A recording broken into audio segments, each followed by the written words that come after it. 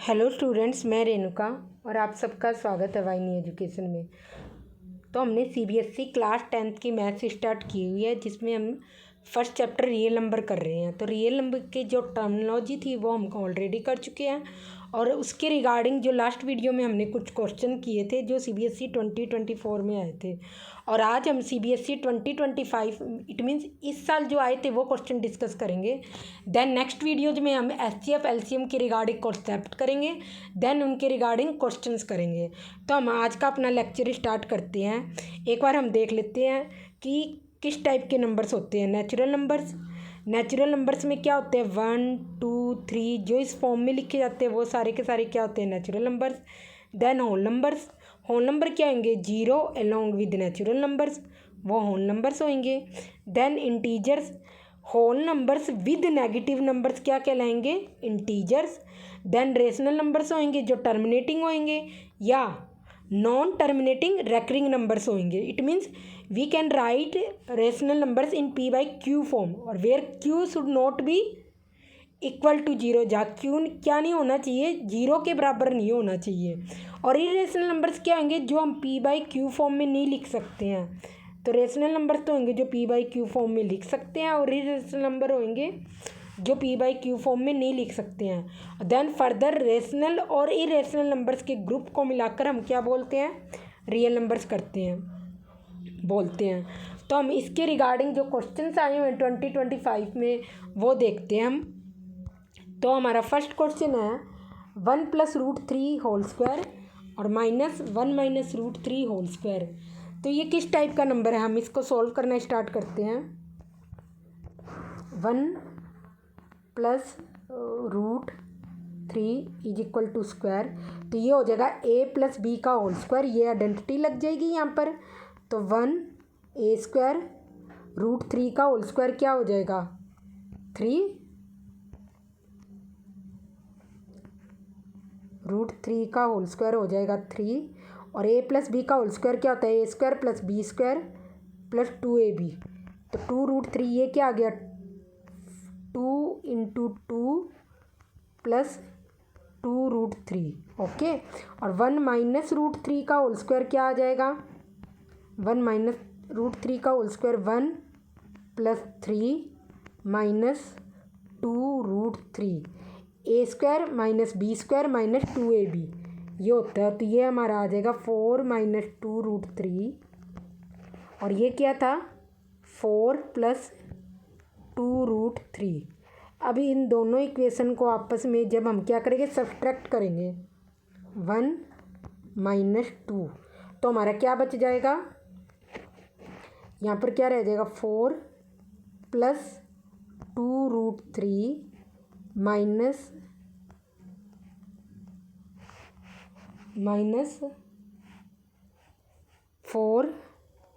+ 2 √3। तो 4 से 4 कट जाएगा और हमारा आंसर क्या रह जाएगा, 2 √3। इरेशनल नंबर्स, ये क्या है, एक इरेशनल नंबर है, तो हमारा क्या आंसर होगा, पॉजिटिव इरेशनल नंबर है ना। ये देखो क्या क्या ऑप्शन है, पॉजिटिव इरेशनल नंबर, ये तो नहीं होगा। पॉजिटिव इरेशनल नंबर, ये हमारा पॉजिटिव क्या है, इरेशनल नंबर है, नेगेटिव इरेशनल नंबर तो है नहीं, तो हमारा ये हो गया। तो आपको फर्स्ट चैप्टर में क्या, हर चैप्टर में जो एल्जेब्रिक आइडेंटिटी है ना लास्ट ईयर, उनकी ज़रूरत होगी। हम नेक्स्ट चैप्टर जब एल्जेब्रा पॉलिनोमियल करेंगे तब हम वो वहाँ पर सारी आइडेंटिटी डिस्कस करेंगे। तो हमारा नेक्स्ट क्वेश्चन है असर्सन में हमारा क्या है, असर्सन में हमारा है कि 4 पावर n है, यहाँ पर 4 power n ends with digit 0 for natural number n, यहाँ 4 पावर n है, तो 4 power n ends with digit 0 for natural number n, ये हमारा असर्सन है। और रीजनिंग क्या है हमारी, रीजनिंग हमारी है for a number x having 2 and 5 as its prime factors. कोई भी नंबर x और उसका प्राइम फैक्टर्स क्या हो, 2 और 5 हो, then x always ends with digit 0 for every natural numbers n। तो देखो रीजन तो हमारा सही है, क्योंकि अगर x किस फॉर्म में है 2m 5n, जहाँ पर क्या है मैंने बताया था m और n क्या है, m और n हमारे क्या है नेचुरल नंबर से है। तो जब कभी भी x को 2m और 5n की फॉर्म में लिखा जाएगा जहाँ पर m और n क्या है नेचुरल नंबर से है, तो वो हमेशा क्या होगा, एंड कब होगा, एंड विद जीरो होगा, है ना, एंड्स विद जीरो। ये रीजन तो हमारा ट्रू है। ओके, ये तो हमारा सही है, जीरो एंड विद जीरो। पर बट 4n क्या होगा, कभी भी नहीं एंड होगा किसके साथ, विद जीरो।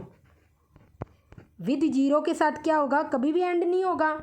तो ये हमारा असर्शन क्या है, ये हमारा रोंग है। तो रीजन हमारा ट्रू है, असर्शन हमारा रोंग है, क्योंकि 4n क्या होगा, कभी भी डिजिट जीरो से एंड नहीं होगा। क्यों, क्योंकि इसमें 5 का फैक्टर ही नहीं है एक्चुअल में।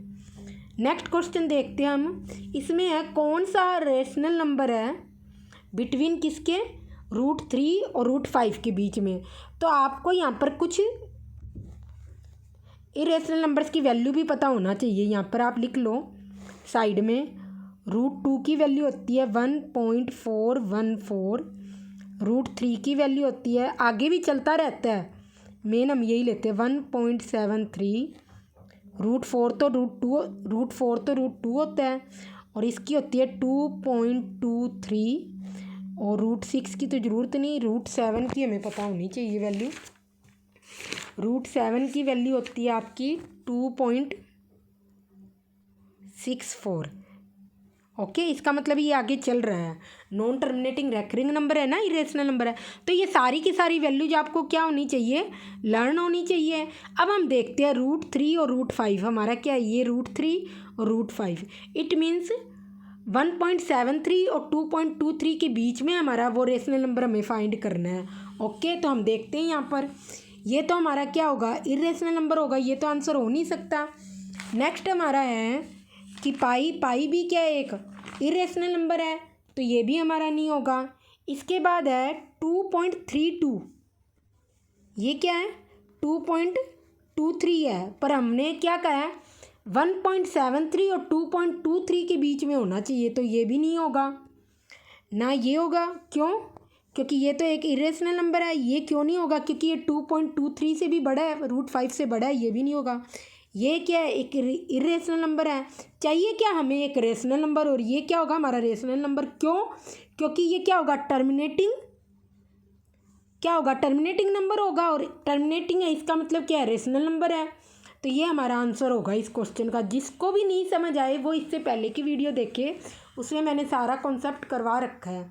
नेक्स्ट हमारा क्वेश्चन है -1n और +(-1)8 = 0 है। तो हमें n की वैल्यू निकालनी है। यहाँ पर n की वैल्यू क्या होगी, n की वैल्यू आप देखो, एक चीज़ आपने सभी को पता होगी, वैसे तो बहुत ईजी सा ही क्वेश्चन है ये, कि ना यहाँ पर ऐसा क्या आए -4n -1/8 = तो जब भी किसी नेगेटिव नंबर की इवन पावर लोगे, क्या लोगे, नेगेटिव नंबर की अगर इवन पावर लोगे तो वो क्या होगा, हमेशा पॉजिटिव होगा।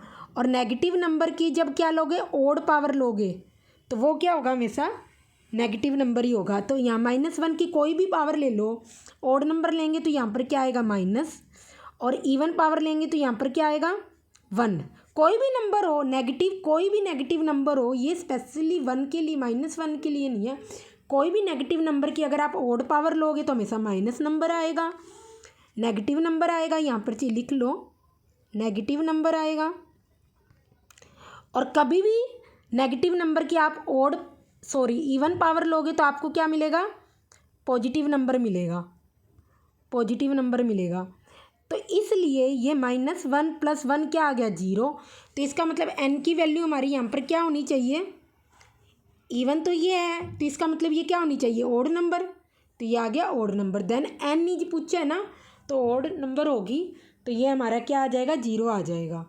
नेक्स्ट क्वेश्चन देखते हैं हम, √0.4 हमारा क्या है, एक नेचुरल नंबर है, इंटीजर है, या फिर रेशनल नंबर है, या इरेशनल नंबर है। हम सॉल्व करके देख लेते हैं। 0.4 किसके बराबर होगा, 2 × 2 अपॉन 10, ये कट गया इससे, और क्या आ गया ये 2/√5, 2/√5 आ गया। तो ये हमारा क्या होगा,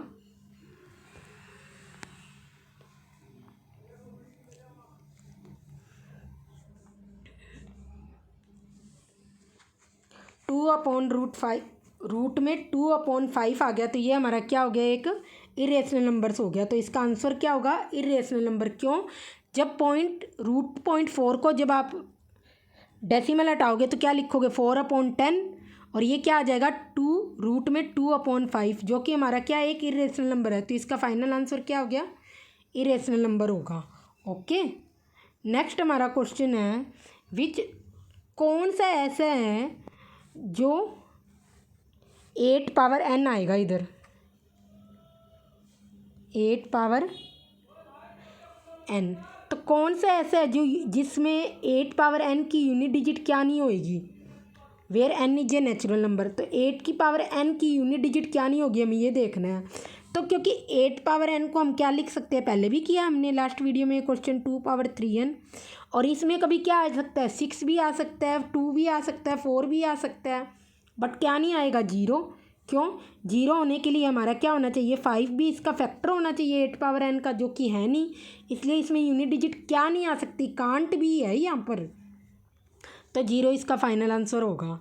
नेक्स्ट है स्टेट, ट्रू और फॉल्स बताना है हमें यहाँ पर कि, और जस्टिफाई भी करना है अपना आंसर कि 2 + 2 × 3 × 5 × 7 + 7 एक कंपोजिट नंबर है या नहीं। और यहाँ पर ये नेक्स्ट में क्या है, 2 × 3 × 5 × 7 + 1 एक कंपोजिट नंबर है या नहीं है। तो ये ट्रू और फॉल्स बताने। देखो पहला तो क्या है, हमने कर रखा है इस टाइप का क्वेश्चन 7, अगर लास्ट वीडियो देख लेना जिस समझना है, 7 कॉमन लेने पर मोर देन 2 फैक्टर्स आ जाएंगे, तो ये तो एक कंपोजिट नंबर है। पर इसमें क्या है, इसमें तो कोई 2 ही फैक्टर होंगे, एक तो ये नंबर खुद और एक 1, इसलिए ये क्या होगा, ये एक प्राइम नंबर होगा, ये फॉल्स हो जाएगा। ओके, तो आप यही लिखोगे, more than 2 factor, fundamental theorem of arithmetic की आप लिख दो, या ऐसे लिख दो मोर देन 2 फैक्टर्स, तो ये क्या हो जाएगा, एक कंपोजिट नंबर हो जाएगा। और इसमें क्या है, ओनली 2 ही फैक्टर होंगे, नंबर इटसेल्फ और 1, इसलिए ये क्या एक प्राइम नंबर है, ना कि कंपोजिट नंबर। नेक्स्ट क्वेश्चन है हमारा, a/b = 32 है, और a और b वहाँ पर क्या है, पॉजिटिव नंबर है, तो आपको b/ab बताना है। तो हम यहाँ पर ये क्वेश्चन सॉल्व करते हैं, इसको आप ऐसे लिख सकते हो, a/b = 32 को आप क्या लिख सकते हो, 2/5। ओके, 2/5। तो जब आप कंपेयर करोगे इसको, तो a की वैल्यू क्या आ जाएगी 2, b की वैल्यू क्या आ जाएगी 5, और जब आपको यहाँ पर निकालनी क्या वैल्यू है, b/ab, b क्या आपके पास 5, a की वैल्यू क्या है 2, b की वैल्यू क्या है 5, और आंसर आपका क्या आ जाएगा 5/10। तो ये आपका फाइनल आंसर होगा। ओके, इसके रिगार्डिंग भी जो फॉर्मूले थे वो भी हमने प्रीवियस 2 वीडियोज में किए हुए हैं। नेक्स्ट हम देखते हैं sum of exponent of prime factors in prime factorisation of 4004 में देखने हैं क्या होगा। तो हम देख लेते हैं इधर 4004 को अगर हम ब्रेक करेंगे तो आप इसको 2 से कर दो या 4 से कर दो डायरेक्ट, क्योंकि लास्ट 2 डिजिट क्या है 4 से डिविजिबल होंगे। तो आप यहाँ लिख लो 1001, फिर इसको ये आगे फर्दर कब तक ब्रेक करेंगे, जब तक हमें प्राइम नंबर ना मिल जाए। ये फर्दर ब्रेक होगा, ये हो जाएगा 11 9 × 91, और ये 1, और ये हो जाएगा 13 7 × 91 हो जाएगा। ओके, तो इसमें आपको देखना है सम ऑफ, यहाँ पर लिख लो 4004, यहाँ पर आ जाएगा 2² × 7 × 11 × 13। तो एक्सपोनेंट की क्या आ जाएगी, एक्सपोनेंट मतलब पावर्स का सम, ये 1 है, ये 1 है, ये भी 1 है, तो कितना हो गया 1 2 3, ये हो गया 1 2 3, पावर काउंट कर रहे हैं हम, 3 + 2 5 आ जाएगा इसका आंसर। क्या आ जाएगा यहाँ पर 5 आ जाएगा। तो एक्सपोनेंट बोल दो पावर बोल दो, एक ही बात है। नेक्स्ट क्वेश्चन है हमारा पी क्यू आर क्या है, हमारे डिस्टिंक्ट 3 प्राइम नंबर्स है। ओके, तो हमें चेक करना है पी क्यू आर प्लस 1 एक कंपोजिट नंबर होगा या नहीं होगा। वो हमने जैसे पहले किया था प्रीवियस वीडियोज में, वैसे ही क्या होगा, इसके 2 फैक्टर्स होंगे ओनली, नंबर खुद और 1, इसलिए ये क्या होगा, एक प्राइम नंबर होगा। फिर इसके बाद हमें क्या एग्जांपल भी देने हैं 3 प्राइम नंबर्स को इन यूज करते हुए कि पी क्यू आर प्लस 1 क्या हो, एक कंपोजिट नंबर हो। तो एक चीज़ हमेशा याद रखना, जब आप इवन नंबर लोगे, आप एक लो चाहे 2 इवन नंबर लो, चाहे एक इवन नंबर लो चाहे 2 इवन नंबर लो, पर जब भी आप इवन नंबर्स को मल्टीप्लाई करोगे ना, तो आपको हमेशा इवन नंबर ही मिलेगा। इवन नंबर्स को ऐड करो, इवन नंबर्स को सब्सट्रैक्ट करो, इवन नंबर्स को मल्टीप्लाई करो, या इवन नंबर को ऑड नंबर से मल्टीप्लाई करो, तब भी आपको हमेशा क्या मिलेगा, एक इवन नंबर ही मिलेगा, क्योंकि 2 आ जाएगा इसमें। तो इसमें हमारा क्या हो जाता है, मैंने मान लिया इस वाले केस में पी की वैल्यू क्या है 2, क्यू की वैल्यू है 3। आप कोई भी अदर प्राइम नंबर मान सकते हो, पर आपको 2 तो मानना ही पड़ेगा, तभी एक प्राइम नंबर आएगा। ओके, क्योंकि बताती हूँ अभी, r is equal to 7। Okay, तो आप निकालो पी क्यू आर प्लस 1 निकालो, यहाँ लिखते हो 2 इंटू 3 इंटू 7 प्लस 1, 2 3 जा, ये हो गया 7 3 जा 21, 21 इंटू 2 42, और 42 प्लस 43 हमारा क्या एक प्राइम नंबर है। तो मैं ये कह रही थी, जब भी आप कभी ओड इंटू इवन करो और इवन इंटू इवन करो, हमेशा आपको क्या मिलेगा, एक इवन नंबर मिलेगा, और इवन नंबर में आप कुछ भी ऐड करोगे तो आपको ओड नंबर मिलेगा। पर हमें 3 डिस्टिंक्ट प्राइम नंबर लेने थे, और उनमें 1 ऐड करने पर ऐसा नंबर बनाना था कि प्राइम आए, इसलिए हमने 3 डिस्टिंक्ट प्राइम नंबर लिए हैं। ओके, और इससे ऊपर वाला हमारा क्वेश्चन था ये पी क्यू आर प्लस 1 क्या एक कंपोजिट नंबर हो। तो मैंने कहा था जब भी आप इवन नंबर को मल्टीप्लाई करोगे आपको इवन नंबर मिलेगा। तो यहाँ पर हम क्या ले लेंगे, पी की वैल्यू ले लेंगे 3, क्योंकि हमें एक कंपोजिट नंबर चाहिए। क्यू की वैल्यू ले लेंगे 5, आर की वैल्यू ले लेंगे 7।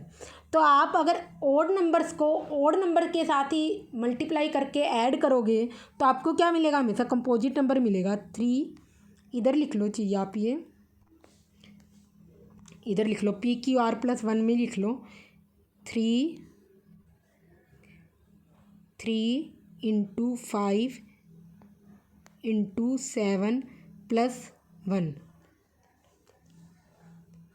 और ये क्या आ जाएगा 105 प्लस 1, तो ये आ जाएगा 106, जो कि हमारा एक क्या है, कंपोजिट नंबर है।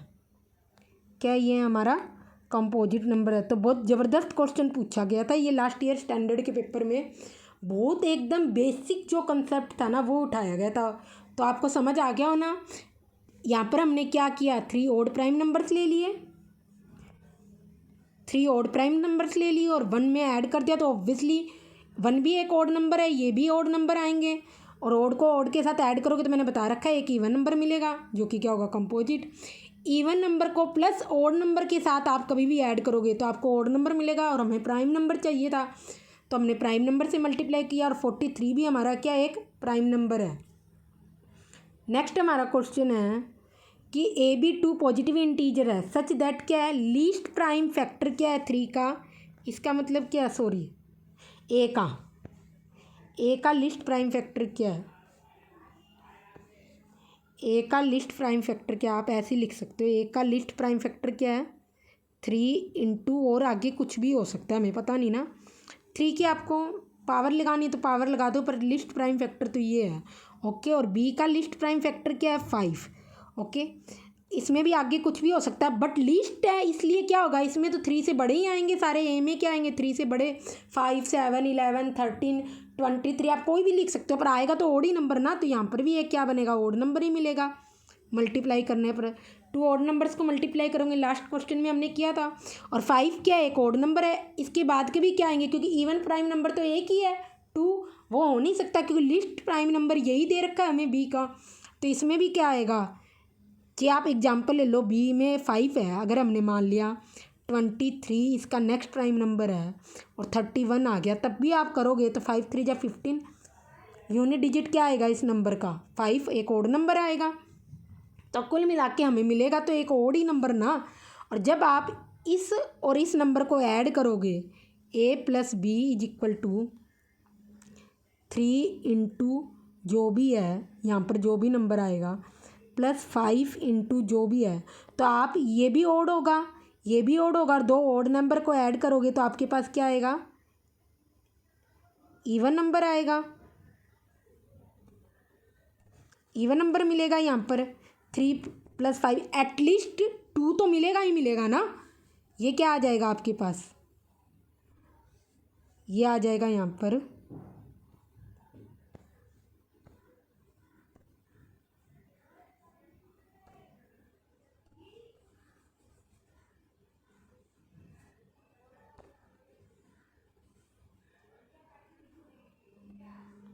ये क्या हो गया इधर?